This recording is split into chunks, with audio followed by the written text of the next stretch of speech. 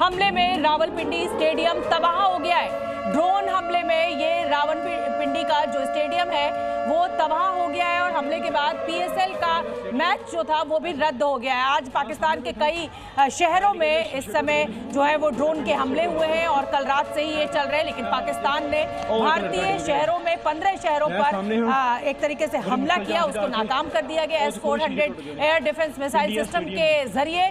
और एक तरीके से ये जो तनाव है वो अब एस्केलेट होता हुआ दिखाई दे रहा है, बढ़ता हुआ दिखाई दे रहा है। देखिए रावलपिंडी स्टेडियम पर बड़ा हमला हुआ है, बुरी तरह से तहस-नहस हो गया है ये स्टेडियम और इसमें एक मैच होना था उसको भी अब रोक दिया गया है। तो कुल मिलाकर कहीं ना कहीं ये संदेश भारत की तरफ से दिया जा रहा है कि अगर आप नागरिकों के रहने की जगह पर हमला करेंगे, रिहायशी इलाकों पर हमला करेंगे तो मुंहतोड़ जवाब। जिस तरीके से रिहायशी इलाकों को निशाना बनाया और कल से ये शेलिंग चल रही थी, इसमें 15 से ज्यादा लोगों की जान गई है, कई लोग घायल हुए हैं और भारत ने भी इसको रिटेलिएट किया है। और जिस तरीके से ड्रोन यहाँ पर गिर रहे हैं, अब क्या माना जाए, क्या ये फर्दर आपको जमीन पर ये एस्केलेट होती हुई दिख रही है सिचुएशन? जी बिल्कुल शोभना जी, आपको बता दें कि इस समय हम पुंछ के सेक्टर मौजूद हैं और यहाँ के बिल्कुल पीछे अगर बात करें तो यहीं पर LOC का इलाका है जहाँ पर लगातार चलास और उसके पीछे पाकिस्तान के इलाके हैं जहाँ से फायरिंग की जा रही है। और ऐसे में अगर हम बात करें तो जम्मू के पुंछ के इलाकों की, तो यहाँ पर पूरी तरह से जो शेलिंग हुई है, पूरा बाजार जो है वो बंद है और लगातार लोग जो है पलायन भी कर चुके हैं कई सारे इलाकों से। साफ तौर पर मकसद यही था पाकिस्तान का कि यहाँ पर लोगों को डैमेज किया जाए और यहाँ पर कई सारे घरों में हमने यहाँ पर देखा, वहाँ पर साफ तौर पर कई सारे मंदिर, मस्जिद, गुरुद्वारा, उसके अलावा सिविलियन पॉपुलेशन को टारगेट किया गया। और अब भारत ने अब तय कर लिया है कि पाकिस्तान को करारा जवाब देना है। ऑपरेशन सिंदूर कई गुना बढ़ेगा और यहीं से जवाब दिया जाएगा। पाकिस्तान का जो पिछला इलाका है, यहाँ पर कई बार इसने फायरिंग करने की कोशिश की और अब पूरी तरह से तैयारी कर ली गई है कि पाकिस्तान को जवाब दिया जाए। और जम्मू के जल्दी से मेरे साथ जीनू संवाददाता रविंद्र भी जुड़े हुए हैं और रविंद्र अच्छी खासी पकड़ रखते हैं इस समय बीजेपी पर, बीजेपी की खबरों को लेकर।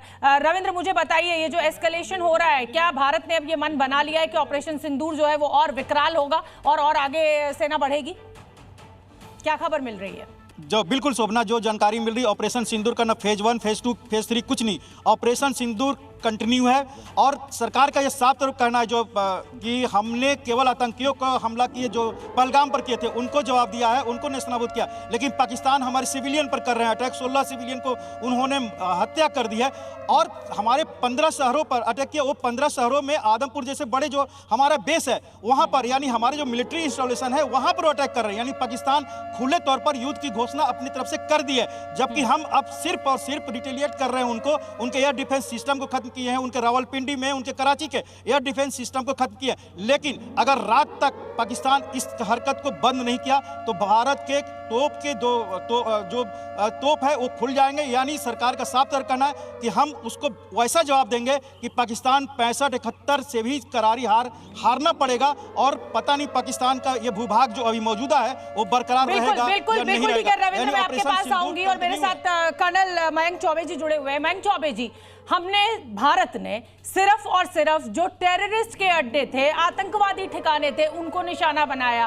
आपने एक तो बॉर्डर पर शेलिंग करनी शुरू कर दी, गोलाबारी शुरू कर दी और उसके बाद निशाना बनाया तो रिहायशी इलाकों को बनाया। और अब जब भारत जवाब दे रहा है तो आप बिलबिला रहे। रावलपिंडी का स्टेडियम अभी हमने दिखाया अपने दर्शकों को, क्या कहा जाए, इसके लिए पूरी तरीके से पाकिस्तान जिम्मेदार है? देखिए शोभना जी, 100% जो आपने बात कही बिल्कुल सत्य है। अभी कह रहे हैं कि ड्रोन हमला भारत ने किया है। ड्रोन हमला भारत ने अभी तक एक्सेप्ट नहीं किया है कि हमने किया है। पाकिस्तान एक वैसे ही खंडित देश के रूप में उभर रहा है।